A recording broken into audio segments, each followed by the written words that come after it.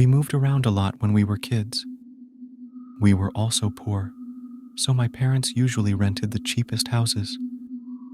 I was probably 9 or 10 years old when we moved into that beautiful old house from the early 1900s. The house was in a very rough neighborhood, but trust me, that wasn't the worst part of the story. It happened one of the first nights after we moved in. I remember waking up and feeling ice cold. It was very strange because it was the middle of summer outside the window, especially since we didn't have air conditioning and I wasn't allowed to open the windows at night. Then I noticed a soft blue light coming from my closet, so I turned around to examine it. There, in my open closet, was a girl about 30 years old sitting on boxes. She was sitting there just crying. I could barely hear her, but what struck me the most was that she was blue too, like the light that was coming from the closet. I remember sitting up, staring at her, and asking her what was wrong. She stopped, looked at me shocked, and after a few seconds, disappeared. I guess she didn't expect me to wake up or for me to talk to her. Anyway, that wasn't the last time I saw her, but I was never afraid of her either. When I turned 12, we moved, and we didn't live there very long at all. My mom wouldn't tell me for years why the rent was so low. There was a robbery there that killed a young girl and her mom. I guess my parents were dealing with the unexplained too. Otherwise, why did we leave so quickly?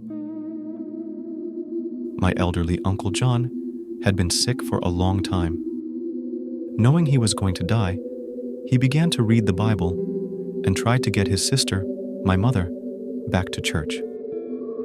He even sent her a Bible, which she immediately put aside and eventually forgot about it. One day, my uncle had a big fight with his daughter and refused to call her back. At that time, he was already in a lot of constant pain, but he was dying slowly. So he just took a bullet and ate it, trying to end his earthly journey sooner. To be honest, my uncle was going crazy by then.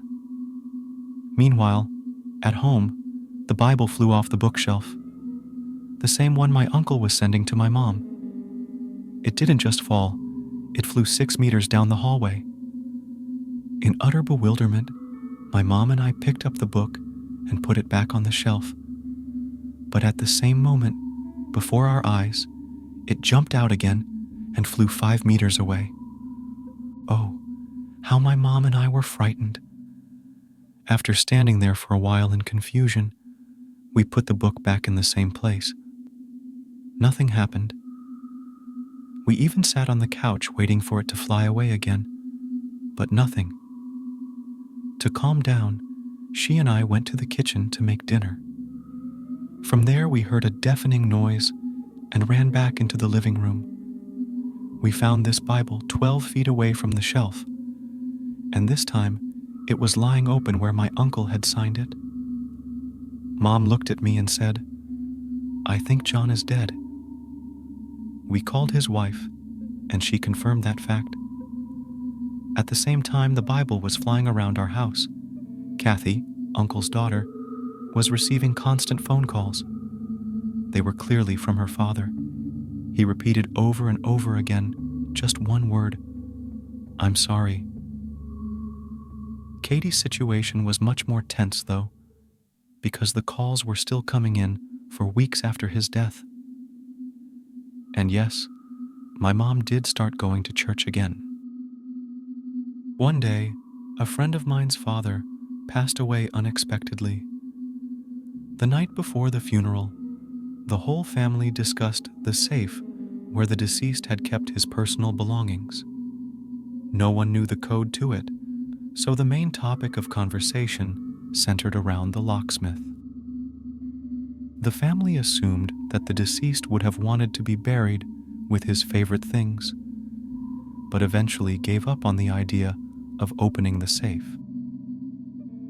The next morning, when they got to the funeral home, the undertaker shared a creepy story with them.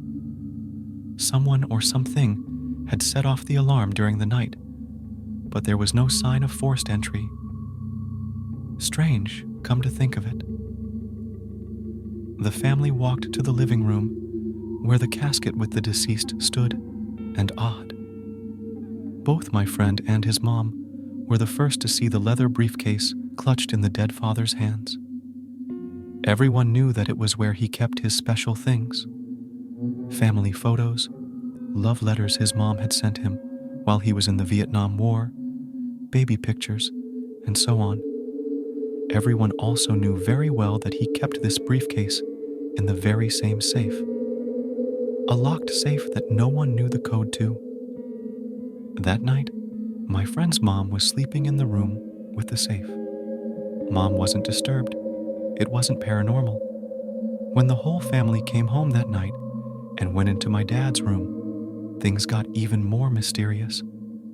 Because the safe was standing wide open. It hadn't been broken into. Someone who opened it knew the combination. The only person who knew the combination was my friend's father, who died unexpectedly. It freaked everybody out. But in the end, they all agreed that there was nothing creepy about it. After all, it all meant that he wanted to be buried with those memories